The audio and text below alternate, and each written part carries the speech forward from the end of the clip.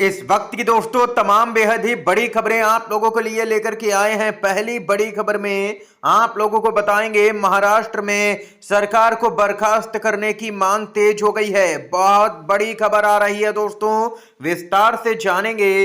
बात होगी आगे वीडियो में। आरजेडी ने बढ़ा दी नीतीश सरकार की मुश्किलें, विधानसभा में बीजेपी का बहुमत कम। जी हां दोस्तों, एनडीए का बहुमत कम, आरजेडी का बड़ा दावा, इसको लेकर के ताजा अपडेट है। एक एक करके चलेंगे, सभी बड़ी खबरों को आप तक पहुंचाएंगे। खबरों की तरफ दोस्तों बढ़ते हैं उससे पहले अगर आप लोग भी यही मानते हैं कि बिहार में होने जा रहे विधानसभा के चुनाव में इस बार जनता परिवर्तन के मूड में नजर आ रही है, तो अभी इस वीडियो को लाइक कीजिएगा, चैनल को फ्री में सब्सक्राइब करके कमेंट बॉक्स में जय हिंद जय भारत जरूर ही कमेंट कीजिएगा दोस्तों। पहली और सबसे बड़ी खबर बताते चले आप लोगों को। महाराष्ट्र की राजनीति में भूचाल आ चुका है। मंत्री के इस्तीफे से भी नहीं बन रहा है काम। इस्तीफा काफी नहीं है, महाराष्ट्र की सरकार हो बर्खास्त, आदित्य ठाकरे का बड़ा बयान। जी हां दोस्तों, शिवसेना यूबीटी के नेता आदित्य ठाकरे ने कहा है कि धनंजय मुंडे का महाराष्ट्र के मंत्री पद से इस्तीफा देना पर्याप्त नहीं है और मुख्यमंत्री देवेंद्र फडणवीस के नेतृत्व वाली सरकार को ही बर्खास्त कर देना चाहिए। उन्होंने दावा किया कि पिछले कुछ वर्षों में राज्य में कानून व्यवस्था बिगड़ी हुई है। इससे पहले दोस्तों बताते चले यहां पर महायुति सरकार के जो मंत्री थे धनंजय मुंडे, उन्होंने अपने पद से इस्तीफा सौंप दिया, जिससे यहां पर फडणवीस ने स्वीकार कर लिया और आगे की कार्रवाई के लिए राज्यपाल को भेज दिया। इसके बाद में आदित्य ठाकरे ने कहा है कि महाराष्ट्र में कानून व्यवस्था की स्थिति बहुत ही बद से बदतर हो चुकी है। ना तो महिलाएं सुरक्षित हैं और ना ही पुरुष। यहाँ सिर्फ एक व्यक्ति का नहीं बल्कि राज्य के सभी निवासियों का मामला है, ये यहाँ पर आदित्य ठाकरे की तरफ से कहा गया है दोस्तों। उन्होंने मांग की है कि सरकार को ही तुरंत बर्खास्त करना चाहिए। इस्तीफे से कुछ नहीं होता है, मुख्यमंत्री अपनी जिम्मेदारियों से भाग नहीं सकते हैं। ये खबर आई है सामने। इसके साथ ही दोस्तों जो अगली अपडेट है उसकी तरफ बढ़ते हैं। खबर आ रही है सामने बिहार से, जहां पर है चौंकाने वाली खबर। दोस्तों खबर है कि तेजस्वी यादव के डर के हमारे यहां पर देख सकते हैं कि बीजेपी के मंत्री और विधायक ही गायब नजर आए हैं। बहुमत के आंकड़े से भी नीचे नीतीश सरकार नजर आई है। आरजेडी ने बड़ा दावा कर दिया है दोस्तों। बताते चलें कि बिहार विधानसभा छोड़ करके आखिर कहां चले गए बीजेपी कोटे के मंत्री और दोनों डिप्टी सीएम। 36 में से सिर्फ 12 मंत्री ही सदन में मौजूद दिखे। बिहार विधानसभा में सदन की कार्रवाई शुरू हुई। सदन की कार्रवाई शुरू होने के साथ ही विपक्षी दलों ने बजट को लेकर के जोरदार हंगामा कर दिया। इस बीच एक बड़ी बात सामने आई कि सदन में विपक्ष के सवालों का जवाब देने के लिए 36 में से मात्र यहां पर 12 मंत्री ही सदन में मौजूद दिखे। सदन में ना तो बीजेपी के दोनों डिप्टी सीएम नजर आए और ना ही मंत्री। खुद यहां पर मुख्यमंत्री भी नजर नहीं आए नीतीश कुमार। इतना ही नहीं, इसके बाद में क्या था दोस्तों, आरजेडी भड़क गई। आरजेडी के विधायक ललित यादव का बड़ा बयान। सत्ता पक्ष में विधायकों की संख्या कम देखते हुए स्पीकर से कहा कि अगर आज वोटिंग हुई तो सरकार गिर जाएगी। बीजेपी और जेडीयू को मिलाकर के सदन के अंदर इतने भी विधायक मौजूद नहीं थे कि अगर वोटिंग हो जाए तो तुरंत ही सरकार भी गिर जाएगी, यानी कि बहुमत के नीचे से आंकड़ा। तेजस्वी यादव ने भी पूरे मामले पर तंज कसा और कहा कि मुझे लगा था कि सभी विधायक मुख्यमंत्री यहां पर होंगे, लेकिन ना तो मुख्यमंत्री मौजूद हैं ना ही दोनों उप मुख्यमंत्री। सुनने को कलेजा होना चाहिए, लेकिन कोई दिख ही नहीं रहा। वे भी जानते हैं कि यहां उनका भांडा फूटने वाला है। ये कहना है तेजस्वी यादव का। तेजस्वी यादव ने यहां पर बजट को लेकर के नीतीश सरकार को घेरा है और जुमला करार दिया है दोस्तों इस बजट को। ये यहां पर अपडेट आई है सामने। इसके साथ ही एक और बड़ी खबर की तरफ दोस्तों बढ़ते हैं।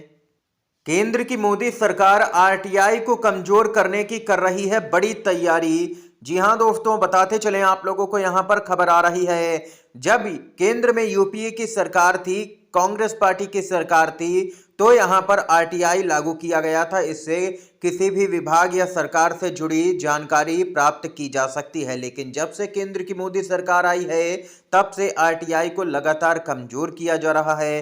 कांग्रेस के अध्यक्ष मल्लिकार्जुन खड़गे ने आरोप लगाया कि केंद्र सरकार डेटा संरक्षण के नाम पर सूचना का अधिकार कानून यानी कि आरटीआई को कमजोर कर रही है।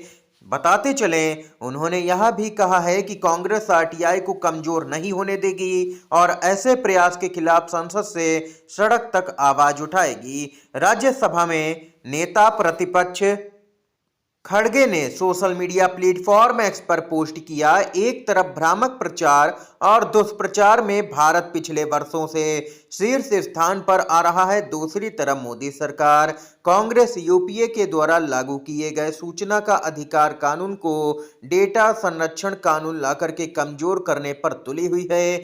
ये सरकार चाहती ही नहीं है कि जो बड़े बड़े कानून बनाए गए थे, जो कि जनता के लिए बनाए गए थे, उन कानूनों को मजबूत किया जाए, बल्कि भाजपा चाहती है कि ऐसे कानूनों को कमजोर किया जाए ताकि सच्चाई सरकार और विभागों के सामने निकल के ही ना आए।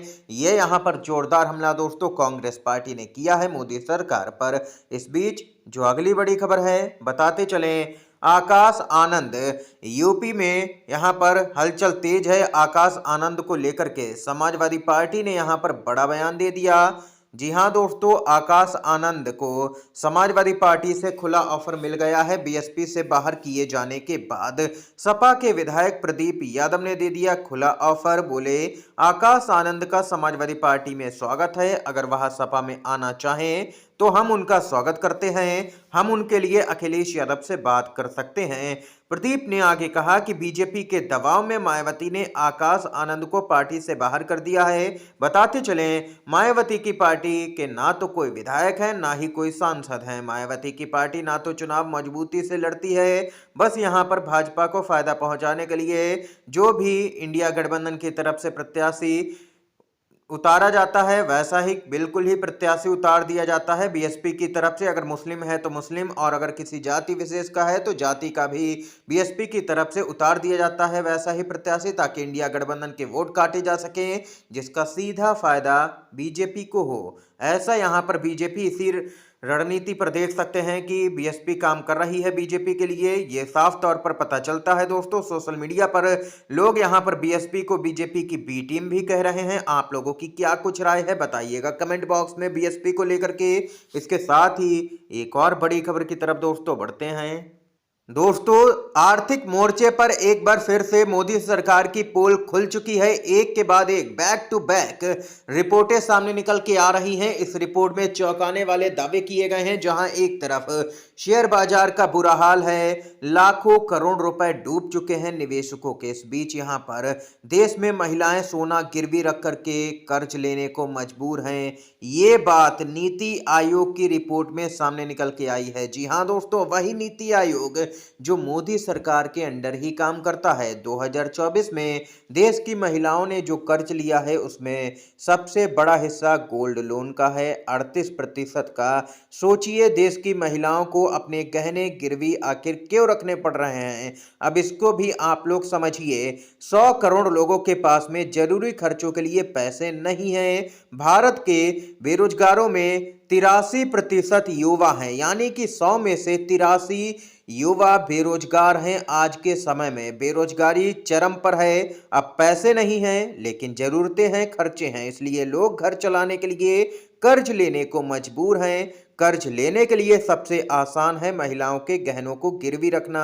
भारत में यही हो रहा है। रिपोर्ट के माध्यम से दोस्तों खुलासा हुआ है, सरकार की पोल खुल चुकी है। नीति आयोग की ये रिपोर्ट है जो कि काफी हैरान करने वाली है, चौंकाने वाली है। पोल खुल चुकी है सरकार की आर्थिक मोर्चे पर। दोस्तों, आप लोगों की जो भी राय हो बताइएगा कमेंट बॉक्स में कमेंट करके, क्योंकि डंका मोदी जी का गोदी मीडिया तो बजा ही रही है। इस समय की तमाम बड़ी खबरें थी दोस्तों। वीडियो अगर पसंद आया हो तो लाइक कीजिएगा, शेयर कीजिएगा। आप सभी का धन्यवाद।